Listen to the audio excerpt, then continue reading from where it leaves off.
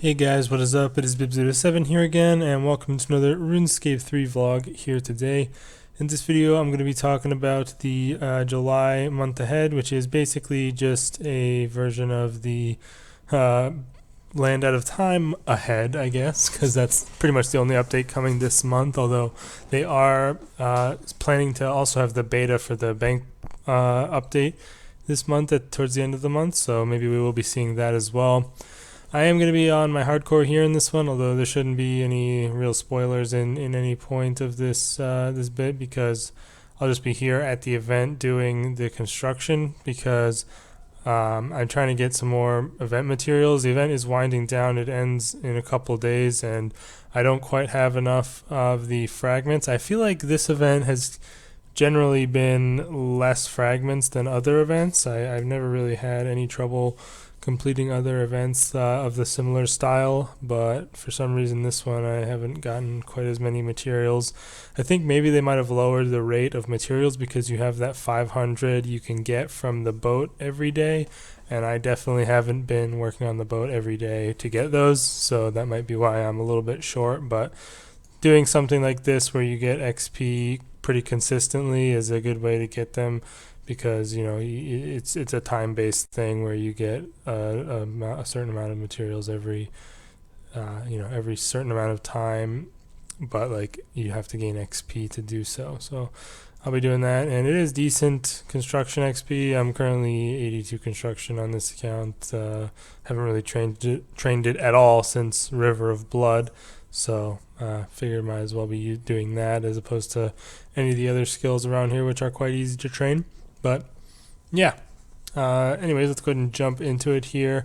So apologies for not getting this video out yesterday. By the time they had released the month ahead, it was a bit too late for me to make the video in the day. I just didn't quite have enough time to do it, but it'll be I'll be having this today, and then tomorrow I will be releasing our video on the on the Hardcore Iron Man Progress series, so you guys can look forward to that. But yeah, I don't know why they've been releasing these so late now, these last couple of months here.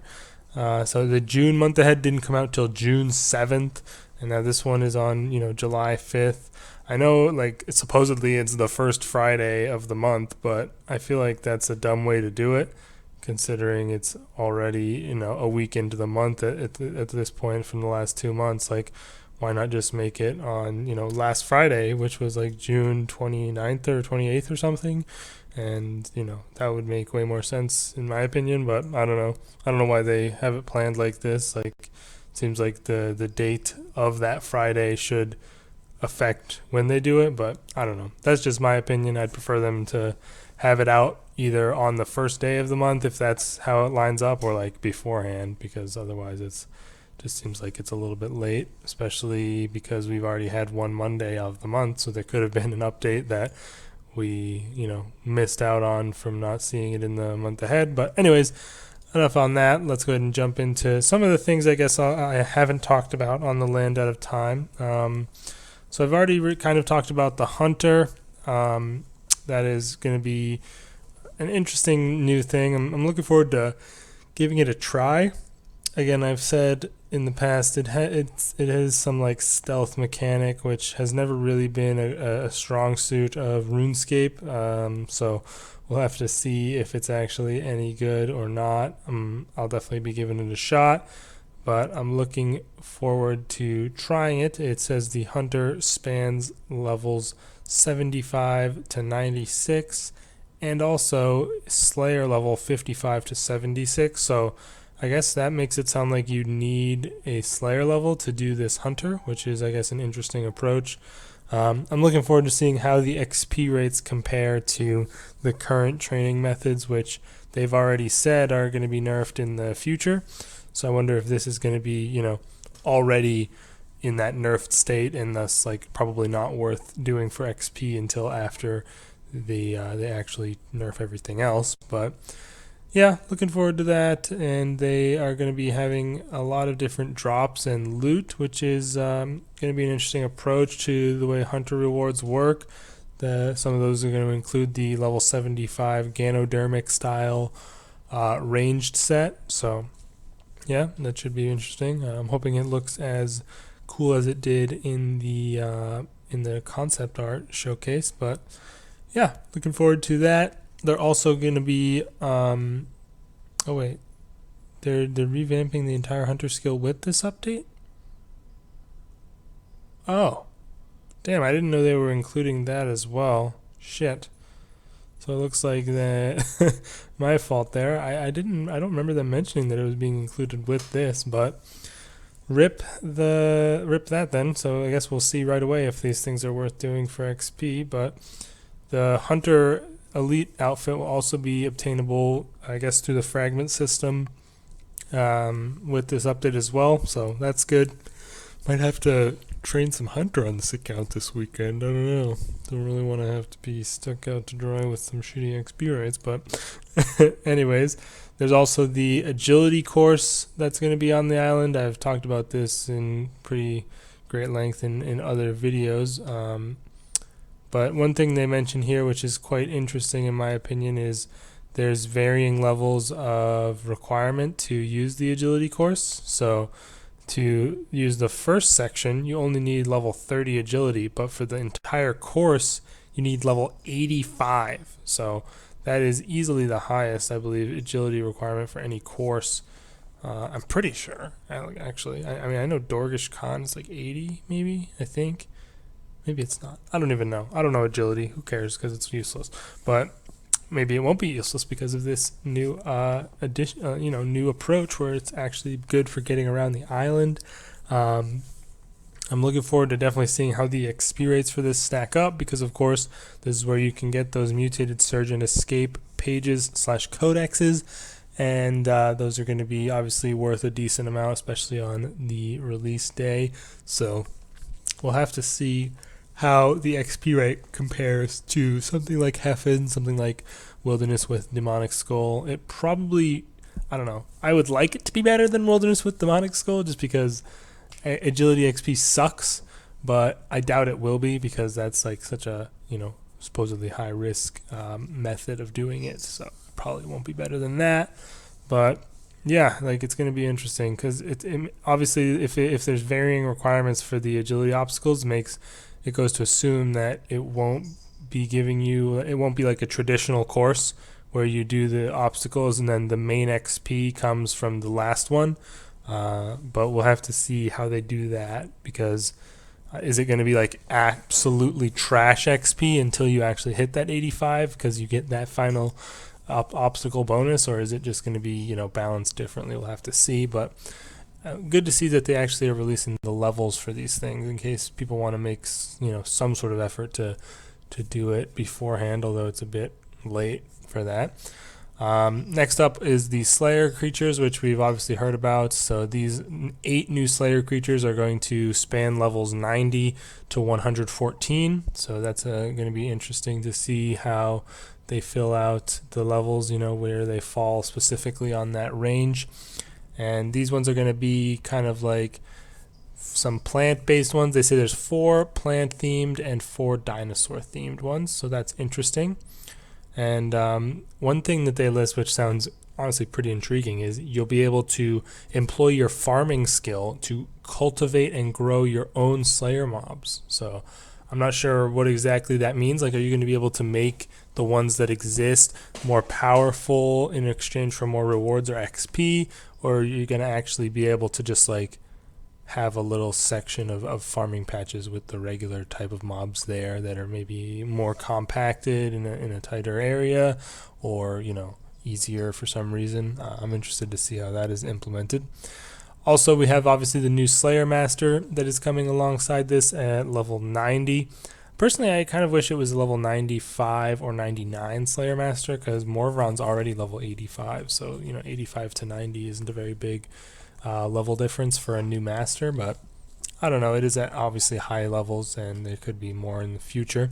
She's going to be offering the new task type of clustering, which gives you something like dragons or demons, letting you generally choose what you would like to do with that assignment. So something that'll be interesting that comes to mind right away is, how many of these is she going to give? Like for something like dragons, if you want to do QBD, black dragons don't really tend to go over like 100 per task, as far as I can remember, like in my experience. But maybe if she's just giving you general and you could kill something like green dragons, that wouldn't be shocking to see over 200 be assigned. So that would be interesting to see how long you could extend those types of tasks, and like how it's going to work in the prefer and block system. Are you going to be able to prefer categories and block them? I doubt that, but maybe. I don't know. I'm not sure how it'll work. We'll have to see. So yeah, she's going to be interesting. You also need 120 combat to access her, but if you have 90 Slayer, you probably have 120 combat. But yeah. Now I'm going to go into a couple things that I didn't talk about, although they did mention these in some other of the videos. I just figured I would, leave them out. But the first one, and this sounds like it's going to be a really good way to, keep people engaged in the content, at least for the first little bit, is the base camp. So basically, they said, I think at one point in one of their videos, that it was going to be kind of like a ports style approach to the area, and you're going to have this base camp where you can upgrade different buildings. They say there's going to be 7 different buildings. There's like and they give a couple of examples of Town Hall and Slayer Lodge, and these can each be progressed through 3 tiers. So a total of, I guess, 21 different upgrades for these buildings. And these buildings will give you perks that can make your island adventure a little easier. So if you upgrade the Slayer Lodge, you'll have more damage across the entire island. And they say that it can even help your journey across the rest of Gielinor. So I'm assuming there will be some smaller buffs that come as a result of some of these base camp buildings that stretch across the whole game world, while the majority of the buffs will be focused on the island. So that sounds really cool. Just a nice little addition that isn't going to hopefully require too much maintenance or upkeep, but will provide some nice passive buffs over time as you continue to upgrade it, similar to ports. The next thing is the totems, which sound like a pretty cool thing, similar a little bit to the old school RuneScape's fire pit things that they got from that new quest. Not like the same really at all, but kind of similar when you think about the approach to it. Basically, they talk about how as you're exploring the island, taking part in the various activities like Slayer and Agility and Hunter, you'll find fragments which can be used to build these totems. And these offer game-wide benefits. So across the entire of the game world, they offer some certain benefits. One of them is to reduce all aura cooldowns by 15%. Now, 15% isn't really a whole lot. I mean, it sounds nice reducing aura cooldowns, but I feel like that one might not be the most useful, because 15% on such a long cooldown won't really make a massive difference. That's just my opinion, though. Like, usually if I'm using my auras and I want to do PVM, like a 15% reduction in the cooldown isn't going to really make a big difference to me, because I'm either going to reset it or I'm going to not go PVMing for like a long time, and then it would have been done anyways. But that's just me. Maybe that'll be good for some people. And apparently there are a total of 8 totems that there are available to build, but you can only have up to 3 active at any one time. So it'll definitely be interesting to see which ones are best to use. I don't know if you're going to need to like destroy and rebuild, meaning you need to continually get fragments if you want to be swapping out these totems. So we'll have to wait and see. And these are going to give you a little bit of divination XP as well. And apparently they do require some upkeep. So you can't just build them, forget about them. They do require a bit of upkeep. So I guess that makes sense. And they also say there should be further totem developments a little later down the road. So I don't know what they're hinting to there, but it should be interesting. And yeah, that'll be cool. I do hope that there's not just 3 that are just best at all times and you should only ever use those and the other 5 are relevant. That seems to be something that happens a lot with things like this. So I'm really hoping that there is actually a reason to maybe swap them out when you're doing different things. So yeah, they need to be sufficiently powerful to be worth swapping out when doing various activities that are, apparently, or like might be benefiting from different things that they offer. They also mentioned the Herbie Werby, which I think is a person. No, that's that's the name of the activity. So I don't know what they were thinking with that name. Bit suspicious, but it's basically going to be a weekly D&D, which offers assorted rewards. It's a Herblore D&D. They don't really give too many details, but the one reward they do mention is a herb bag, which is used to store grimy herbs, similar to the old school RuneScape version, I believe. And that's not really going to be that useful, to be honest, nowadays, because almost all of the herb drops I can think of are noted from like aberrant specters and vires and stuff like that. Not a whole lot of stuff drops unnoted herbs nowadays, but it'll be nice to have, and I'm interested to see what other rewards there are on there.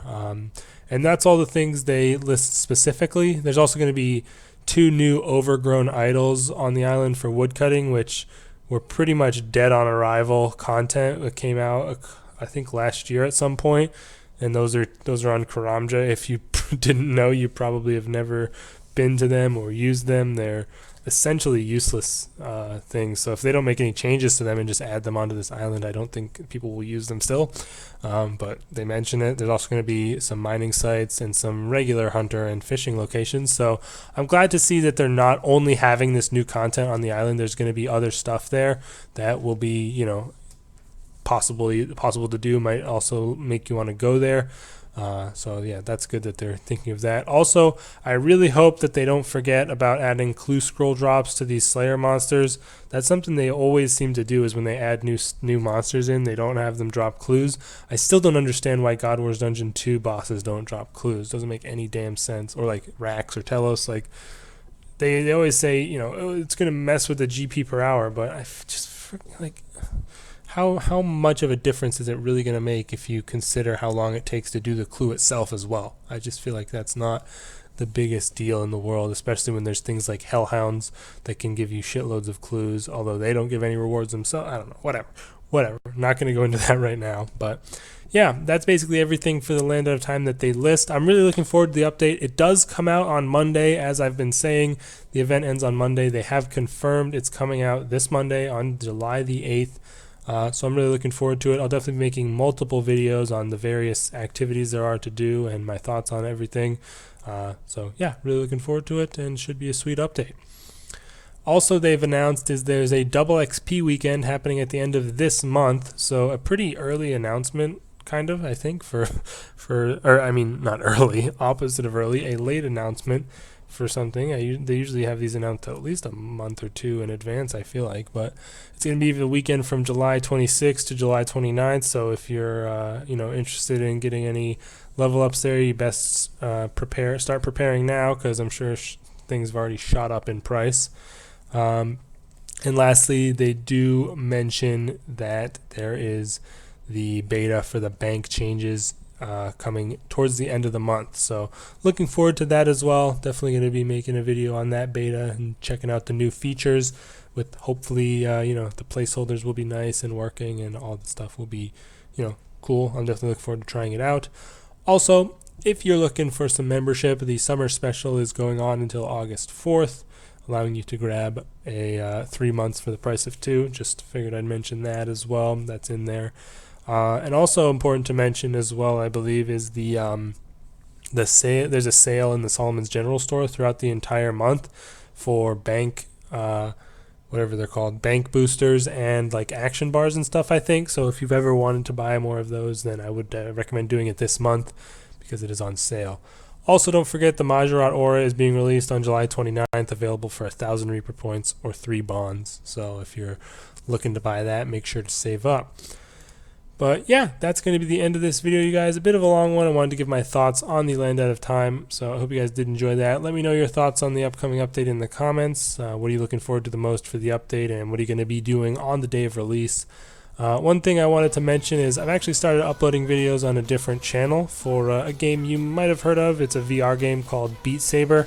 I'll play a little clip right here of my most recent video that I uploaded on there, and you know, if it's something you're interested in, I'll leave a link in the description. You can head over there and subscribe, but it won't be affecting these videos at all, and I'm just kind of doing it for fun as I really like playing the game, and I'd like to track my progress in getting better at it and going towards Expert Plus eventually. So if you're interested, check it out. But yeah, other than that, guys, I will see you in the next video. Peace out.